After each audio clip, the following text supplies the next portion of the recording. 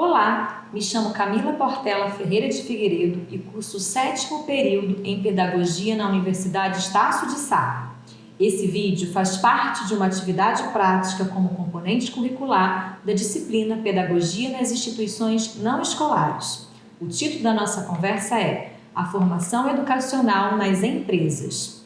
Vamos observar como a empresa analisada desenvolve seus projetos de formação e treinamento. Vamos tentar identificar se existem propostas e estratégias para a formação desses funcionários. Nossa análise tem como objetivo verificar se existe, de forma clara e explícita, a preocupação em atender esses funcionários através de qualificação e especialização. Vamos verificar se há incentivo por parte da empresa em aumentar o nível de escolaridade de seus funcionários. E para essa entrevista, eu conversei com o pastor sênior da Primeira Igreja Batista em Maricá, pastor José Cândido Sobrinho, que é o representante legal da instituição religiosa. Por se tratar de uma organização centenária, já houveram vários tipos de administração ao longo do tempo. E a organização tem se reestruturado nos últimos 3 anos com a chegada do referido pastor, que tem uma visão ampla em gestão.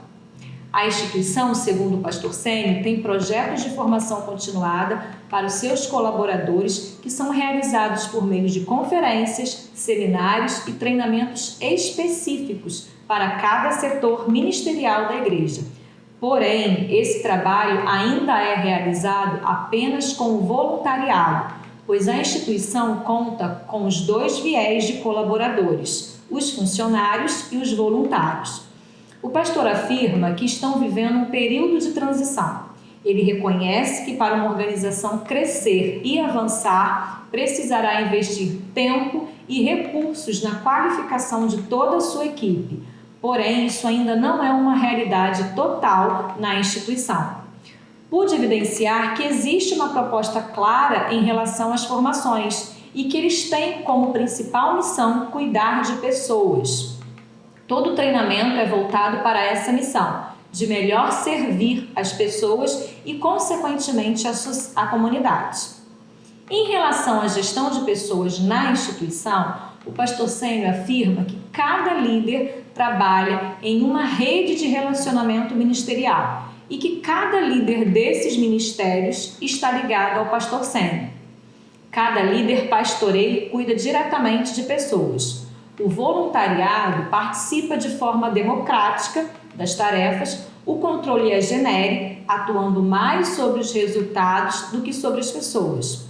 As tarefas são executadas com base no conhecimento que as pessoas já têm nas tarefas da empresa. Trazendo para a nossa reflexão o que aprendemos com as nossas aulas, observamos que a organização se enquadra no conceito de organização orgânica e que fazem parte os 2 paradigmas estudados. O paradigma flexível em relação ao voluntariado e o paradigma fordista em relação aos funcionários, que ainda estão sob o conceito de administração científica, com ênfase na divisão do trabalho e na separação entre concepção e execução do processo de trabalho. Em relação ao voluntariado, podemos observar de forma explícita o paradigma flexível, com uma visão crítica, onde cada um dentro de suas funções sabe o que está desenvolvendo e tem conhecimento da dimensão do seu trabalho. Nesse contexto, podemos conceituar a organização como hipermoderna, onde os indivíduos têm capacidade de inovar, de trabalhar em grupo, de se adaptar às mudanças e também ter iniciativa própria. Podemos citar Malvezzi, que diz: a formação profissional foi então historicamente se diferenciando de um elemento técnico para um elemento estratégico nas organizações, ou seja, significa sair do adestramento das habilidades previstas para o exercício das tarefas para inovação, para flexibilização, descentralização e integração. Mas com isso, começaram então a exigir um trabalhador mais habilitado, cooperativo e mais responsável. Aprofundando ainda mais essa citação, podemos dizer que esse paradigma vai romper com o ajustamento das pessoas aos planos, para o desenvolvimento de pessoas para enfrentarem imprevistos da realidade e da competitividade. Não é só saber fazer, mas para que fazer? Eboli nos traz uma boa reflexão quanto à importância do capital intelectual e do papel fundamental que as universidades corporativas têm na formação desses profissionais.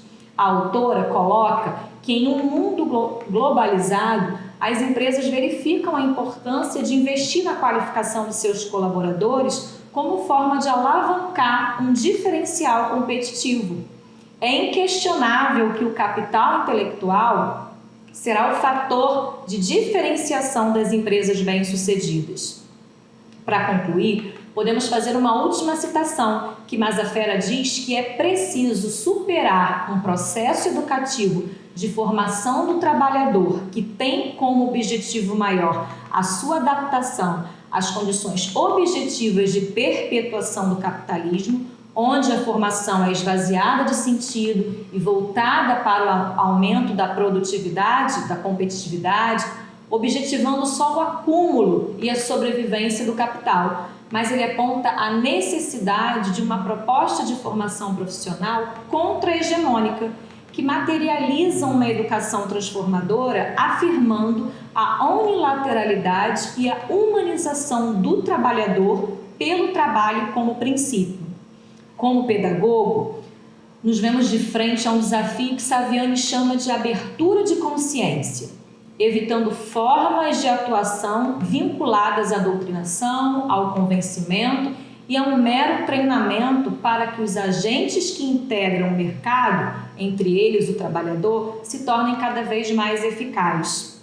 Resumindo, as empresas ainda precisam se atualizar em relação à formação que é oferecida, rompendo com a formação só visando o mercado de trabalho, mas que contemple a formação que emancipa e transforma. Gostaria de terminar com o pensamento de Schiavenato. O fator é que as empresas bem-sucedidas estão transformando-se em organizações educadoras e em organizações do conhecimento, nas quais a aprendizagem é incrementada e desenvolvida por meio de processos inteligentes de gestão do conhecimento. Finalizo o vídeo deixando aqui as bibliografias utilizadas para o embasamento da nossa conversa e também as informações da empresa entrevistada.